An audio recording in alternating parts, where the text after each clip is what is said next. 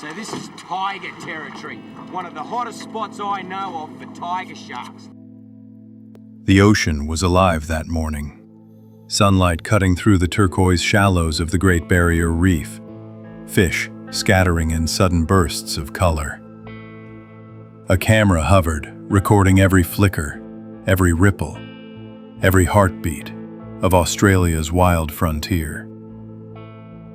And at its center, with that unmistakable khaki shirt and fearless grin, was Steve Irwin. The Crocodile Hunter, the man who made the world fall in love with creatures others feared.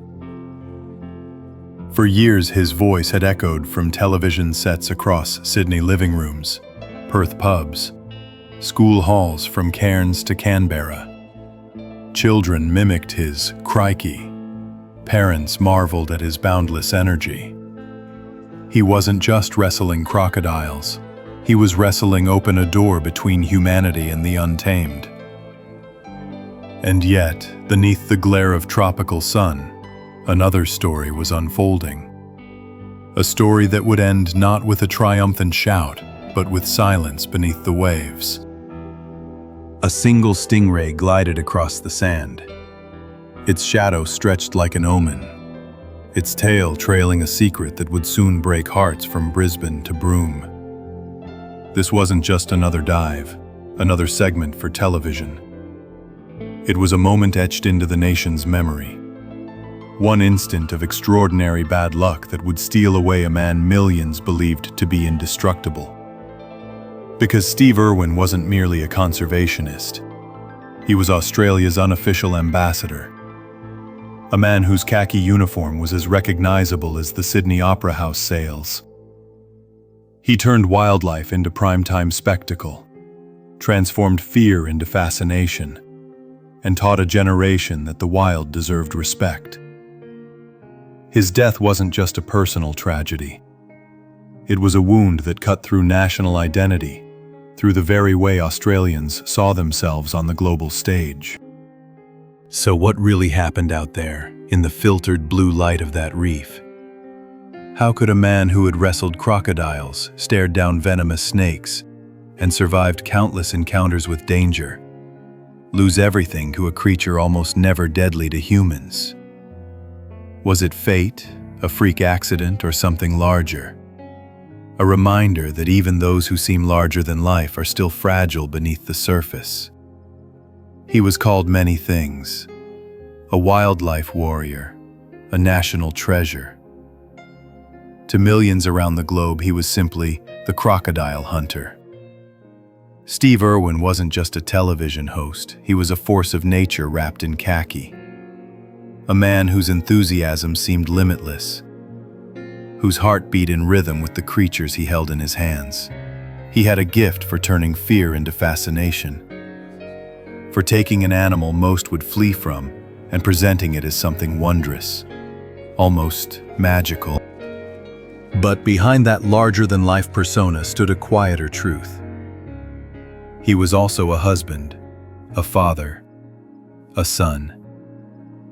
His life was split between two worlds: the roaring applause of studio audiences and the hushed stillness of the bush at dawn. In one moment, he was the showman bounding across screens from Brisbane to Boston. In the next, he was a man sitting by the water with his daughter on his knee, pointing out the call of a kookaburra. Fame and family, spectacle and silence, both belonged to him, and both shaped the legend he became.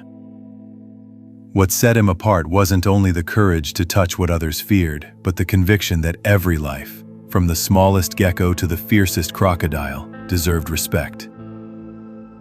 His mission was conservation, but his method was entertainment. That paradox made him irresistible. He brought in millions of viewers, but also raised millions for wildlife causes. And yet, every time he leapt on the back of a crocodile, the question lingered. How long can a man dance so close to danger before fate intervenes? Australia claimed him as its own. From the Sunshine Coast Zoo founded by his parents he built an empire of education, tourism, and global fame. International talk shows invited him to shock and delight audiences. Children lined up outside the Australia Zoo gates as if it were a concert hall. Politicians praised him, Hollywood adored him, and conservationists, even those skeptical of his style, admitted he moved hearts in ways few could. Yet while the world cheered, the weight of being a cultural icon pressed harder with each passing year. So we ask, was Steve Irwin truly untouchable? The indestructible crocodile hunter immortalized on screens worldwide? Or was he a man whose boundless energy masked exhaustion, whose fearless grin concealed the risks that trailed him like a shadow? What happens when a nation builds a hero so high that the fall becomes unthinkable? Long before the cameras, before the khaki and the cries of Crikey, there was a boy running barefoot across the scrub of Queensland's Sunshine Coast. The salt air from the Pacific drifted inland, mixing with the earthy scent of eucalyptus. At night, the cicadas hummed their endless chorus, a soundtrack to his childhood. His parents, Bob and Lynn Irwin, had built a modest reptile park, a place where snakes coiled in glass enclosures and crocodiles lurked in muddy pens. For Steve, it was less a zoo and more a playground, a kingdom of scales and teeth where he learnt that fear could be replaced by respect. He would recall how his father's rough hands guided his grip on a snake, teaching him to feel the muscle, not just the danger. His mother, equally fearless, nurtured a love for birds and marsupials. Their home was never just four walls. It was the bush, the wetlands, the sky, alive with lorikeets. Other children played football.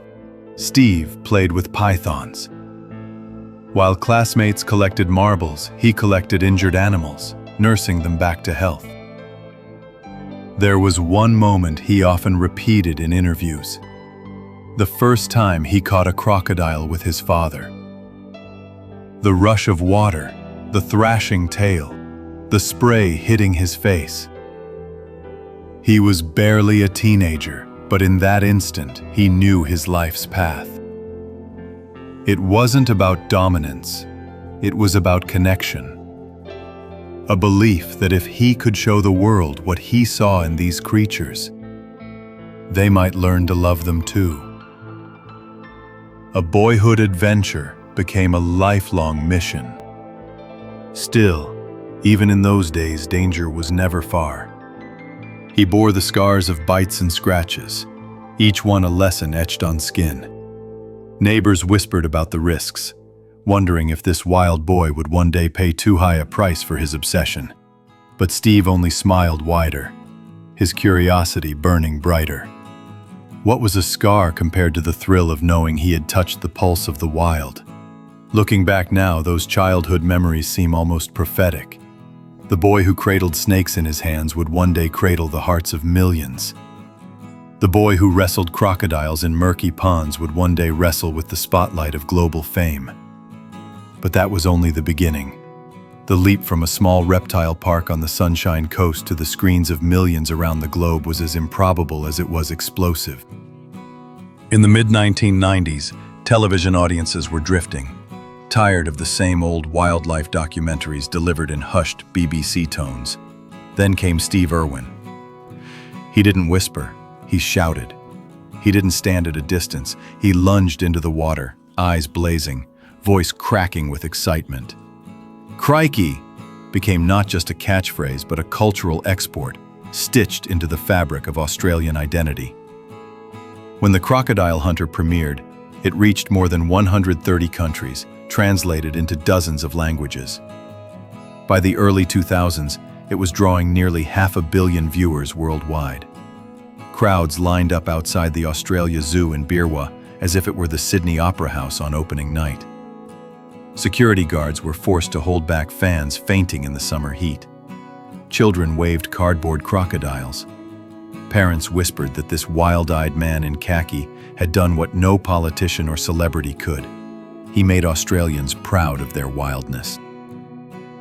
There were awards too. Logie nominations, international television honors, conservation accolades. But the real trophies were measured in numbers. Visitor counts soaring past the million mark at his zoo. Conservation projects funded in dozens of countries. Millions of dollars funneled into wildlife protection. Steve Irwin had turned crocodiles into celebrities, stingrays into stars, and himself into one of the most recognizable Australians on Earth, alongside names like Kylie Minogue and Nicole Kidman. And yet, the more he conquered, the higher the stakes became. Each stunt had to be bigger, each encounter closer. Television demanded spectacle, and Steve delivered, holding a venomous snake inches from his face, cradling his infant son in one arm while feeding a crocodile with the other. Some applauded his audacity, others questioned his judgment. Was this bravery, or was it flirting with disaster? The brighter the light, the deeper the shadow. With each roar of applause, another question whispered beneath. How long can a man live at the edge of danger, before the edge finally gives way? The world saw the khaki-clad superhero, but behind that facade, the risks were mounting. Could any man, no matter how fearless, truly outrun the cost of such a life? Fame, for all its glory, carried shadows that even Steve could not ignore. Friends recalled that while his energy seemed endless on camera, off camera he wrestled with exhaustion that no amount of adrenaline could mask. The production schedules were relentless. Months on end, spent in remote swamps, deserts, reefs. He lived in constant motion, flying from Los Angeles talk shows to outback rescues, from magazine interviews to long nights in editing rooms. Some reports suggested that the demands of global fame strained even his closest relationships.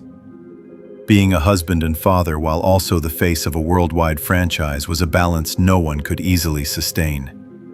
He would return to Birwa only to find queues stretching around the block, journalists waiting at the gates, fans pressing for photographs when all he craved was a quiet moment with his children. The zoo that had once been his refuge had become a stage he could never leave. There were controversies too. Critics questioned his showmanship, accusing him of blurring the line between education and entertainment. The infamous incident of holding his infant son near a crocodile feeding drew condemnation across newspapers and television screens. Steve defended it, saying his child was never in danger. Others disputed that claim. It was a reminder that the same stunts that thrilled millions could also ignite outrage.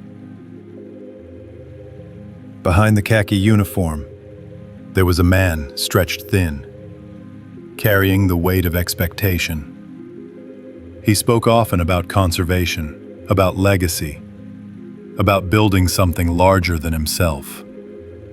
But privately, some friends whispered about the toll. The sleepless nights, the endless travel, the pressure to always be the crocodile hunter. Could anyone keep that mask on forever? Each leap onto a crocodile's back, each plunge into a reef, was another gamble. He seemed untouchable, invincible even. But shadows were gathering beneath the surface. And soon, one of those encounters would push past the line from spectacle to tragedy. The morning sun shimmered across the coral sea, spilling light like molten gold over the Great Barrier Reef. The water was clear, almost unnervingly so.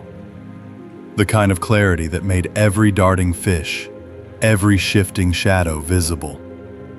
Steve Irwin slipped beneath the surface, bubbles spiraling upward as the camera followed. Around him, the reef pulsed with life. Coral like painted cathedrals, schools of silver fish scattering like startled applause. The crew had been filming for a documentary titled Ocean's Deadliest. The irony, though cruel, was unavoidable. Steve wasn't chasing crocodiles that day, nor staring down venomous snakes. Instead, he drifted above the sandy floor, pointing with that familiar enthusiasm, signaling to the cameraman to capture the beauty of a stingray gliding silently across the seabed. Its wings moved with eerie grace, like a bird flying underwater. Then, a flicker. A sudden whip of its tail. In one devastating instant, what had always been harmless became catastrophic. The barb struck, and the water clouded with shock. The cameraman's lens shook. Above them, the reef seemed indifferent, sunlight still dancing as though nothing had changed. For a man who had wrestled crocodiles since childhood, who had grown up with danger as a constant companion, it was almost unthinkable.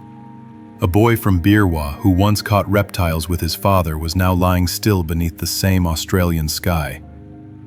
For a moment, he was no longer the crocodile hunter, no longer the fearless icon. He was simply Steve, a husband, a father, a friend. The stingray drifted away, vanishing into the blue. On the surface, the boat rocked gently, its deck suddenly too quiet. The crew pulled him aboard, their voices urgent, the air filled with desperate instructions. Yet nothing could reverse what had already been set in motion. Could it truly be that a man who had stared down the planet's fiercest predators was undone by a creature almost never fatal to humans? Was it fate, chance, or the inevitable end of a life lived forever on the edge? One thing was certain. The reef had claimed him, and a nation would never be the same. The official explanation was clear: a tragic accident. Marine experts confirmed that stingrays are rarely dangerous to humans.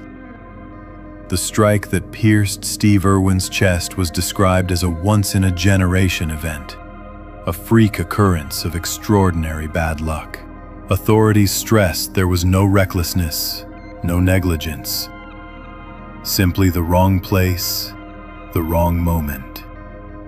It should have ended there, a nation in mourning, a freak accident in the world's largest reef. But the media could not let go so easily.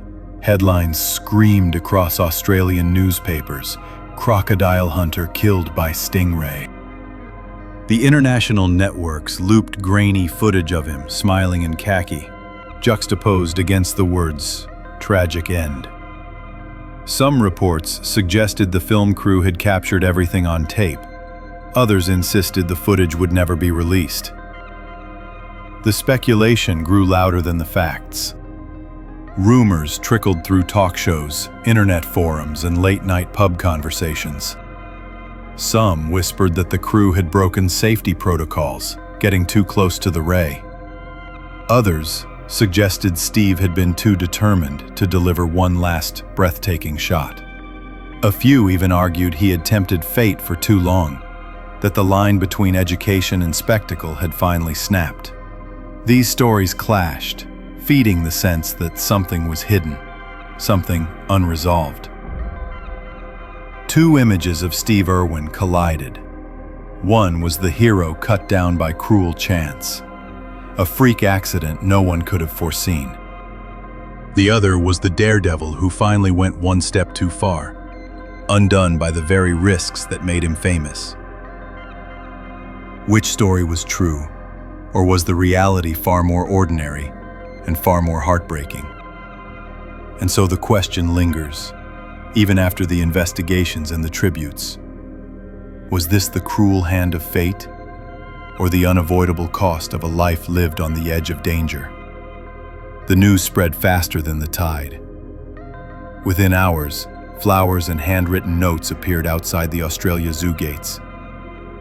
Families stood in silence, children clutching toy crocodiles, their faces bewildered by the loss of the man who had seemed indestructible. Across Sydney, Melbourne, Perth, vigils flickered with candlelight. ABC News cut into programming with somber tributes. The outpouring was instant, raw, and national.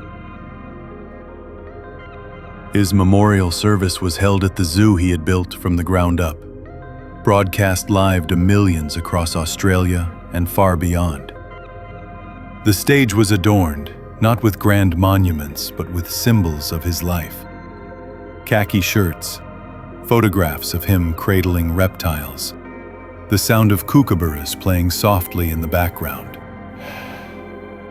Bindi Irwin, his young daughter, delivered a eulogy that brought the nation to tears. She spoke of her daddy Crocodile Hunter, a father who had promised her the world and in many ways had delivered it. Tributes flowed in from world leaders, Hollywood celebrities, and fellow conservationists. Prime Minister John Howard called him a remarkable Australian, while media outlets from London to Los Angeles carried obituaries that read more like love letters. Even in places where crocodiles never roamed, people felt they had lost a friend who had taught them to look at the natural world with wonder. But perhaps his greatest legacy was not in the numbers, though they were staggering. Millions raised for conservation, audiences in more than 130 countries, a zoo transformed into a global destination. It was in the way he changed how people felt. Fear of the wild had shifted into curiosity, even affection. Children who once shrieked at the sight of a snake now pressed closer, whispering, "Crikey," as they imagined Steve's hand guiding theirs. Where were you when you first heard the news? Were you sitting at a kitchen table as the ABC bulletin cut across the screen? Were you scrolling through headlines that didn't seem real? Or perhaps you remember the hush that fell across a classroom when a teacher told their students. These memories are the measure of a legacy, not just what a man achieved, but what he left echoing in the hearts of those who watched him. The applause he once received on global stages had faded into silence. Yet in that silence, a new sound emerged. The echo of a life that had shifted how an entire nation and much of the world saw the creatures they once feared. The reef is still there, its colors shifting with the tides, its waters sparkling under the Queensland sun. Tourists swim above the same sands. Fish still scatter in sudden bursts of silver, and stingrays still glide silently along the seabed. But for millions, that reef will always be something more. It will always be the place where Australia's most exuberant son took his final dive. In life, Steve Irwin turned the wild into wonder. In death, he reminded us of the fragility that binds even the strongest to the same fate as everyone else. The boy from Birwa who once cradled snakes in his hands left the world with a message larger than any single program or documentary: to love, to respect, and to protect the creatures that share this earth with us. And yet, the silence after his passing still echoes. It echoes in the laughter of a child shouting "Crikey" at the zoo, in the shadow of a crocodile basking on a riverbank, in the hush that fell over a nation the day he was gone. Was it chance, fate, or the inevitable cost of living life so fearlessly? That question lingers unanswered in the depths of the reef. But perhaps you remember him differently. Perhaps you recall a moment when Steve made you smile, gasp, or even look twice at a creature you once feared. Share that memory below. Tell us where you were, what you felt, when you first heard that the crocodile hunter's final encounter had ended in silence. Because some lives do not fade quietly. They leave ripples that spread across oceans, across generations. And Steve Irwin's ripple, born in khaki, carried by laughter, ended in silence, still moves through us today.